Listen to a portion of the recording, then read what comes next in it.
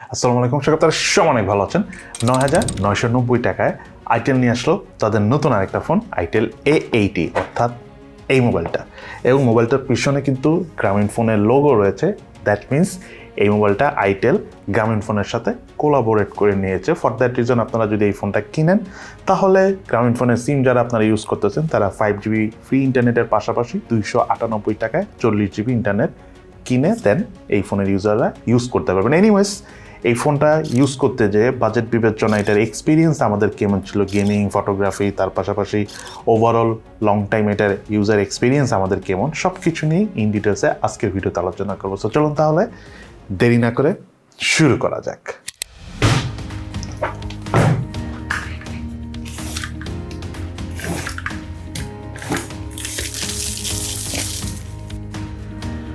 মোবাইলটার বক্স কন্টেন্টে রয়েছে ইউজার ম্যানুয়ালস, সিম tray ejector, soft plastic back cover, 10 ওয়াটের charger, USB Type-C charging cable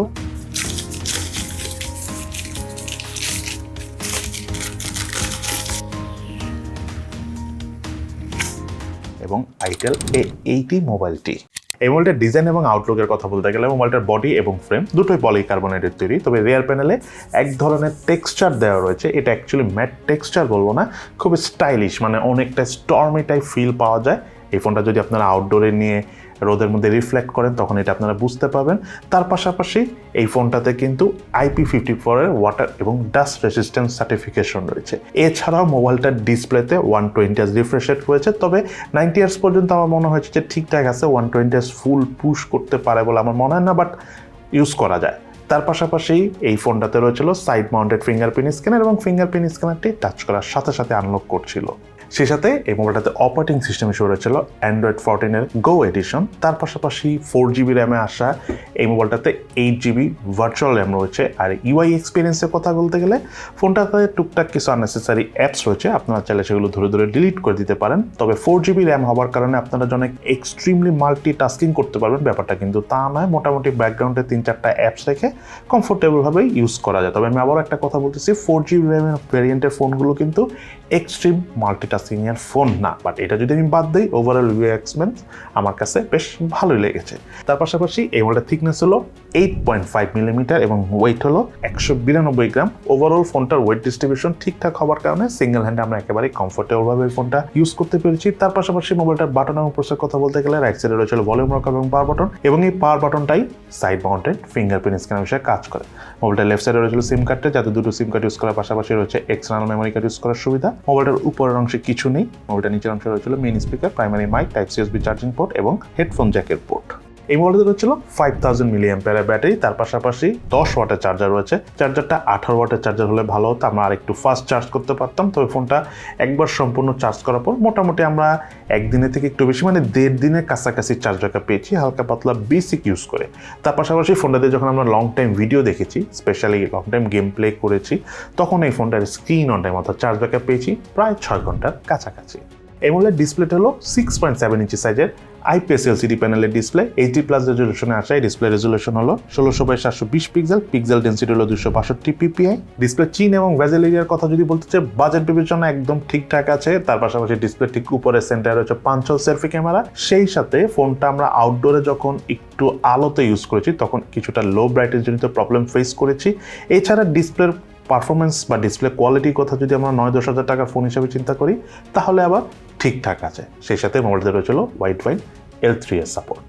মোবাইলটার রিয়ার প্যানেল রয়েছিল 13 মেগাপিক্সেলের ডুয়েল ক্যামেরা সেটআপ, এবং এই বাজেট রেঞ্জের এই ফোনের ক্যামেরার পারফরমেন্সের কথা যদি আমরা বলতে চাই, মোটামুটি বেশ ভালো পারফরমেন্সই পেয়েছি। প্রপার লাইট কন্ডিশনে ভালোই ছবি তুলতেছিল, একটু ডার্ক ফিল আসতেছিল, কালার ডিটেলসের একটু ঘাটতি ছিল। তার পাশাপাশি পোর্ট্রেট মোডে যখন ছবি তুলেছি এর সেকশন মোটামুটি হলো ডাইনামিক রেঞ্জ আবার যথেষ্ট ভালোভাবেই কাজ করে। সেই সাথে মোবাইলটাতে হাইস্ট 1080p 30fps এ ভিডিও শুট করা যায়, এবং ভিডিও শুট করার সময় আমরা বেশ ভালো পরিমাণে শিখি ফিলের দেখা পেয়েছি। দেন এই মোবাইলটার ফ্রন্ট প্যানেল রয়েছিল 8 মেগাপিক্সেলের সেলফি ক্যামেরা, এবং সেলফি ক্যামেরাতে তোলা ছবিগুলোর পারফরমেন্সের কথা বলতে গেলে মেইন ক্যামেরার মতো একটু ডার্কার ছবি আসতেছিল। প্রপার লাইট কন্ডিশনও আমরা কালার ডিটেলসের একটু ঘাটতি পেয়েছি, কালো এরিয়াগুলো একটু বেশি ভালো বোঝা যাচ্ছিল, অন্য কালারের ডিটেলস একটু কম বোঝা যায়। তবে একদম এক্সট্রিম আলোতে আবার যথেষ্ট ভালোই ছবি তোলা যায় এই ফোনটার সেলফি ক্যামেরাতে। ইনফ্যাক্ট পোর্ট্রেট মোডেও ডাইনামিক রেঞ্জ যথেষ্ট ভালো ছিল।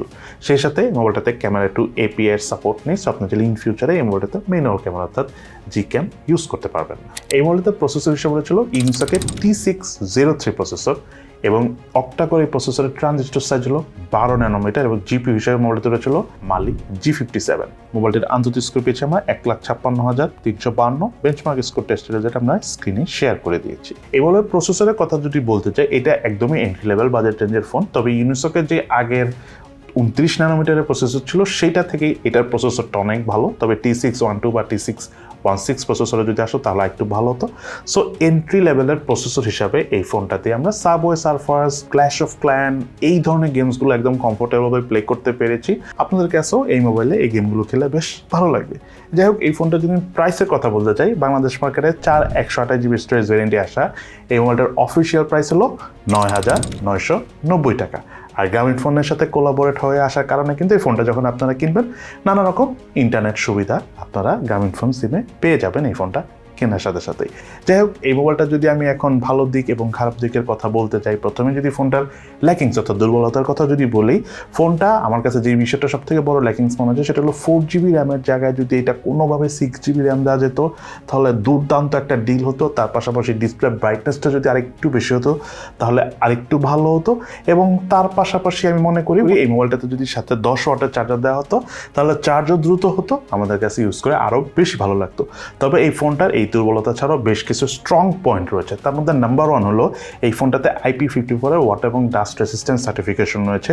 স্পেশালি যখন ওয়েদার খারাপ থাকে, বৃষ্টি টিষ্টি পরে, অনেক সময় ধুলাবালিতে আপনার ফোনটা যদি পড়ে যায় তাহলে কিন্তু এই ফোনটা কিছু হবে না। সো লং টাইম ইউজ করার জন্য এটা খুবই একটা ইম্পর্টেন্ট বিষয় যেটা এই ফোনে রয়েছে। এবং সেই সাথে এই মোবাইলটাতে যে প্রসেসরটা রয়েছে ইউনিসকের T603, যদিও প্রসেসরটা আমি বলবো না যে অনেক এক্সট্রিমলি ভালো প্রসেসর, তবে বাজেট হিসাবে নট ব্যাড। এই বাজেট রেঞ্জে যারা ফোন কিনবে তারা তো অ্যাকচুয়ালি গেমিংয়ের জন্য ফোন কিনবে না, মেইনলি ফোনে কথা বলা, টুকটাক ভিডিও ওয়াচ করার জন্য কিনবে। সো সেই হিসাবে ঠিকঠাক আছে, হালকা পাতলা গেম খেলা যায়, সাবওয়ে সার্ফার্স টাইপ। সো ওই হিসাবে আমি বলবো যে ওকে লেভেলের আছে, তবে একটু ভালো প্রসেসর হলে ভালো হতো। তার পাশাপাশি ফটোগ্রাফি পারফরমেন্স ওভারঅল ঠিকঠাক আছে বাজেট রেঞ্জের এই ফোন হিসাবে। দেন এই মোবাইলটার ডিসপ্লেটাও যথেষ্ট ভালো, আমরা ভিডিও টিডিও দেখে অনেক ভালো লেগেছে। একটু ডার্কার ডিসপ্লে, ব্রাইটনেস একটু কম, বাট ওভারঅল বাজেট রেঞ্জের ফোন হিসাবে আমি মনে করি ঠিকঠাক আছে। এবং সেই সাথে এই মোবাইলটার কিন্তু 36 মান্থসের ফ্লুয়েন্সি সার্টিফিকেশন রয়েছে, অর্থাৎ 3 বছর পর্যন্ত এই ফোনটা আপনারা এখন যেমন পারফরমেন্স পাচ্ছেন ঠিক সেম পারফরমেন্সই পাবেন। সো এই তাহলে আমাদের আজকের ভিডিও। 9,990 টাকায় এই ফোনটা আপনাদের কাছে কেমন লেগেছে সেটা কিন্তু অবশ্যই ভিডিওর নিচে কমেন্টস করে জানান। সবাই ভালো থাকেন, সুস্থ থাকেন, ইনশাল্লাহ দেখা হবে ফিউচারে।